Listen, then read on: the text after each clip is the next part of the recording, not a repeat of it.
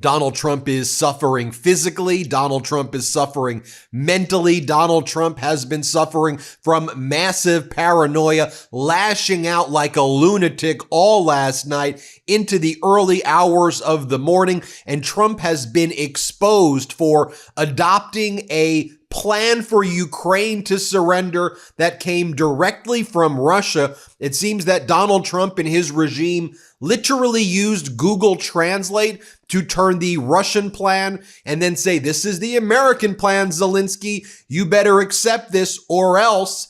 Then you have Donald Trump having to recognize that the so-called peace deal that he did in Gaza was never a peace deal at all. It was never even a ceasefire because Israel continued to kill Palestinians. Hamas stated that it was never going to disarm and reasserted control. Netanyahu was never agreeable to a two-state solution, and neither Netanyahu nor Hamas ever even signed the peace deal to begin with. There were 26 Palestinians, including 3 children, who were killed yesterday. Hamas puts out a statement saying there is no longer any ceasefire at all. And then you have the United States refusing to show up and affirmatively boycotting the G20 meeting that was held in South Africa. And guess what? President Ramaphosa of South Africa and all the other attendees of the G20, they did not give a crap that the United States was there. In fact, they made a powerful statement. Normally, the G20 declaration comes at the end of the 2-day conference. At the very beginning, the G20 minus the United States, so the G19, if you will, they put out a declaration immediately once the G19 started, committing themselves to multilateralism, inclusivity, and a world of togetherness. And they did that as a direct shot across the bow to Donald Trump and his regime. The statement was essentially, we don't need the United States here. In fact, we're better off with the United States gone because we could actually get things done when we don't have to focus on the drama and the golfing and the being a Putin bootlicker by Donald Trump. So that's what went down in South Africa while the United States was nowhere to be found. And now we were hearing rumblings. Well, maybe the U.S. wants to send at least someone to attend some of the sideline conferences at the G20. How utterly pathetic that the United States did not even show up. Also, today in Geneva, there's going to be an important meeting amongst America's former allies, the coalition of the willing. Europe's going to be there with Zelensky, with Canada, with Australia. The support for Ukraine against the United States-Russian plan of surrender has never been stronger and more powerful. And then Marco Rubio, Secretary of State, and Steve Witkoff say they're going to be there, I suppose, in Geneva. And they're going to have a lot of explaining to do as they've basically adopted the Russian plan for Ukrainian surrender. And then Rubio told senators who were at this Halifax convention in Canada that, actually, Rubio gave the senators a call and said that this was all a big misunderstanding and that this was the Russian plan, but America rejected the plan. But then Rubio responded right away, nope, this is the America plan. So Rubio quite literally adopted the Russian plan, and you took the Russian plan and you translated it into English. And it's just basically full capitulation for Ukraine. Just so utterly despicable. As I mentioned at the outset, Trump is ranting and raving like a lunatic, stewing in his own freaking paranoia. Let's take a look at what he's been posting. He goes, we're taking in trillions of dollars in tariffs and investment dollars from foreign lands because of tariffs. Pause. Where is it, Donald? Where's all of this money? Is it arriving in the Treasury? Where's all these trillions of dollars? Because right now, the deficit year over year is higher than it was under former President Biden. Right now, America's debt spiraling out of control, increasing at a rate far greater than under former President Biden. So tell us, where's this money coming in? Because you would think if there's all this investment, wouldn't that be reducing our deficit? Wouldn't that be leading to jobs? Why are there so much job losses taking place if there's all this investment? Wouldn't we see construction, manufacturing, tourism? Wouldn't we see all these sectors up? Oh, but wait, that's not happening. Why? Because you're a fraud, a liar, a scammer, a criminal, a sexual abuser. Then Donald Trump goes, I have stopped 5 of the 8 wars directly because of the threat of tariffs. If they don't stop fighting, or better yet, if they start. Which wars are those, Donald? What are the wars that you're talking about? Because let's be clear, right now, the situation in Gaza is even more dire than it was before, and that is saying something. And certainly, you promised you would end the war in Ukraine in 24 hours, and that didn't happen. So what the hell are you actually doing? You're just taking credit for what? Wars that started and had ceasefires having nothing to do with you in other areas of the world that aren't even ceasefires. You take credit for bringing peace to Congo when there are dozens of people dying there all the time as well. You're just a liar in every respect. Donald Trump goes on to say, there is almost no inflation, and the worst in USA history under sleepy Joe Biden. The stock market, all-time high for the 48th time in 9 months. Can we also talk about the fact that Bitcoin has absolutely crashed? What was it, at $84,000 recently? It lost, 25% of its value in like the last 6 months alone.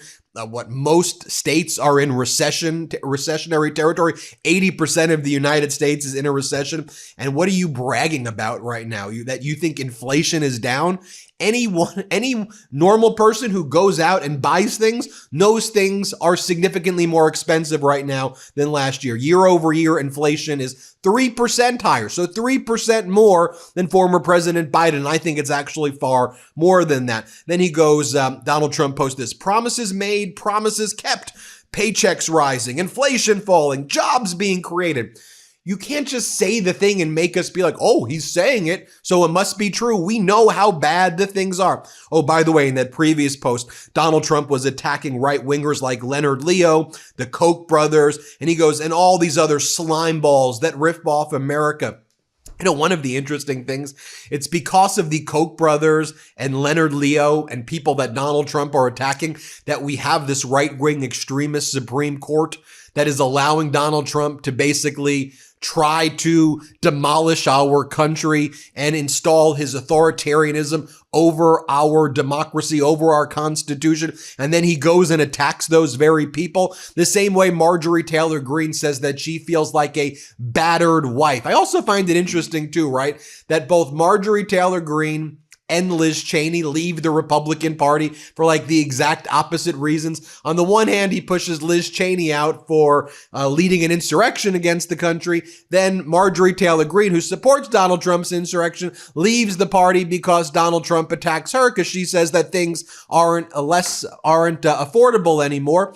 And she says that Donald Trump should release the Epstein files. And that was too much for Donald Trump. Donald Trump posted this as well. Golden age. It's a golden age, everybody. He posts this as well. Good news. The cost of Thanksgiving has gone down. It hasn't gone down. Just stop saying that. The level of gaslighting just makes you look, and you are just a freaking psychopath. We know that the price of things is up. So stop saying it's down. If you want to seriously address these issues instead of affirmatively harm them, just act like a grown-up. Act like a serious adult. Behave like that, please.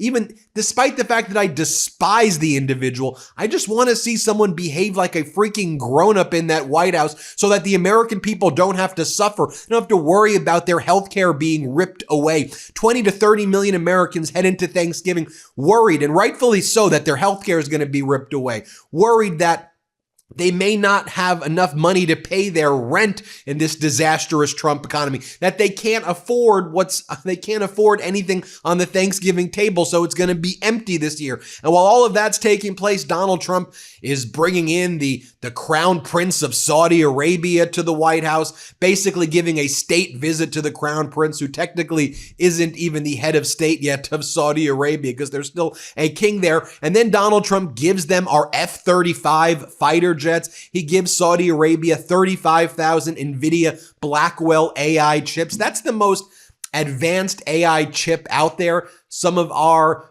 most significant national secrets. Trump just gives them to Saudi Arabia. And meanwhile, the Trump Organization, Donald Trump's family business, is involved in billion-dollar deals with Saudi Arabia, with the Saudi Arabian PIF, their private investment fund, and DAR, one of the subsidiaries that deals with real estate.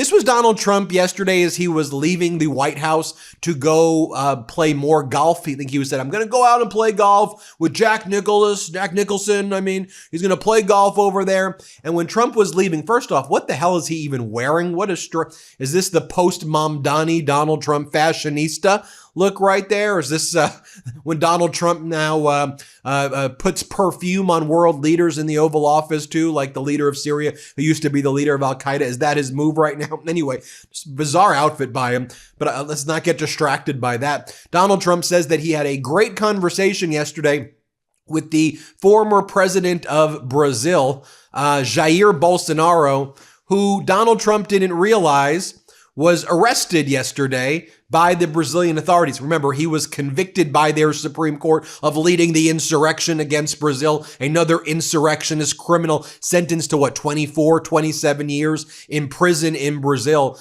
And he was arrested yesterday because he was trying to escape from prison. He was trying to escape from house arrest before he had to show up for prison. And basically, Donald Trump admits that he was talking to the president of Brazil when the president of Brazil was trying to escape. That's not suspicious. Of course it's suspicious. Here, listen to Donald Trump play this clip right here. Bolsonaro's arrest? Say it. Do you have any comment about Bolsonaro's arrest? A former Brazilian president. So I spoke last night to the gentleman you just referred to, and we're going to be meeting, I believe, in the very near future. Sir, are you willing about the president being arrested today? What? Any comment about the former Brazilian president being arrested today? No, I don't know anything about it. Are you willing? Mr. President, are you willing? I didn't hear. Is that what happened? Yes, there's a Mr. That's too bad. That's too bad. No, I just think it's too bad. Then Donald Trump admits that the Russian plan that America adopted, it was this guy Kirill Dmitriev, the head of Russia's sovereign wealth fund, the special envoy to the U.S., this guy who should be banned from even being in the U.S., was here chilling, hanging out with Republican lawmakers, and he was working on this deal with Steve Witkoff to force a surrender of Ukraine, where Ukraine would basically give all of its eastern territory, and Ukraine would have to drop its military, essentially, and could never join NATO. Like, it was literally every one of Russia's demands. And Trump's acting like, at the same time, you have Rubio saying that this was not the America plan to United States senators. Donald Trump's like, yeah, this is our plan. Of course it's our plan. Here, play this clip right here.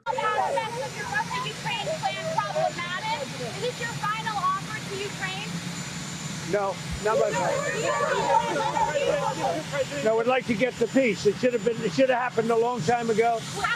The Ukraine war with Russia should have never happened. If I were president, it never would have happened. We're trying to get it ended. One way or the other, we have to get it ended. So,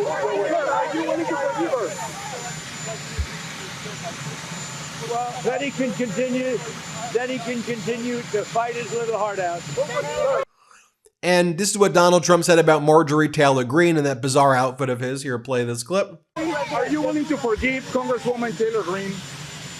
Forgive for what? No, I just disagreed with her philosophy. She started backing perhaps the worst Republican congressman in our history, just stupid person named Massey. And I said, go your own way. And once I left her, she resigned because she would never have survived a primary. But I think she's a nice person. Okay, thank you very much. And also, here's Donald Trump right here talking about he's got to go golf, everybody. He's got an important golf outing while the American people are suffering. He's got an important golf outing. Here, play this clip right here. We're going to Andrews Air Force Base to do some work, especially for our great Air Force. We're doing some fix-up of the base, which you see. We're going to try and reinstitute the golf course. I'm meeting with the great Jack Nicklaus. A few other things I want to mention right now that I think are important. Politico is reporting how Democrats had a clean sweep of all of the school board races across the country. You know how the MAGA Republicans and the Moms of Liberty put in those radical right-wing extremists who did the book burning, the book banning, the anti-climate change, the anti-equality stuff. Democrats finally are focusing on local races, finally, and they won big from Texas to Pennsylvania to Ohio. Democrat-backed candidates ran successful campaigns and basically had a clean sweep of school boards across the country because you know what?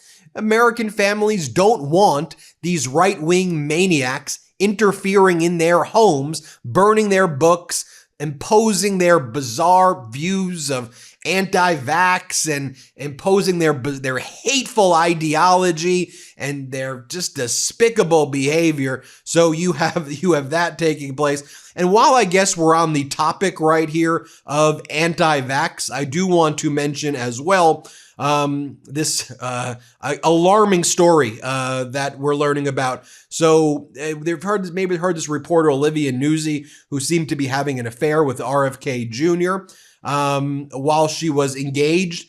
But RFK Jr. in these text messages with Olivia Nuzzi talked about something called I've never heard this term before, but felching. He said that they're gonna do felching together. And that, I don't even want to say what the hell it means. You could Google it. It's gross. And RFK Jr. is the guy who's giving health advice. And I can't even say what it means. In any event, Usha Vance, J.D. Vance's wife, says that the reason why she doesn't wear her wedding ring after she's been seen numerous times not wearing a wedding ring, well, the White House put out a statement and said she's a mother of 3 young children and she does a lot of dishes and she gives a lot of baths.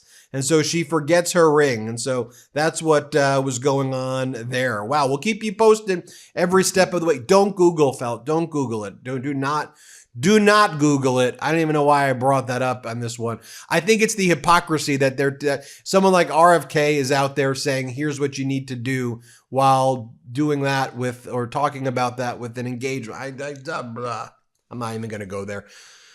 Hit subscribe. Let's get to 6 million subscribers. Thank you for watching. Hey Midas Mighty, it's Ben, Brett, and Jordy, and we just want to thank you for being the backbone of this movement. This year tested us more than ever, but together we proved that pro-democracy voices don't just compete, we win. We took on the entire MAGA machine, won a Webby for Podcast of the Year, the MeidasTouch podcast, and you were with us every step of the way. And trust us, what we're working on next is bigger, bolder, and built for 2026. Let's keep this momentum going, spread the word, we are just getting started. Shout out to the Midas Mighty!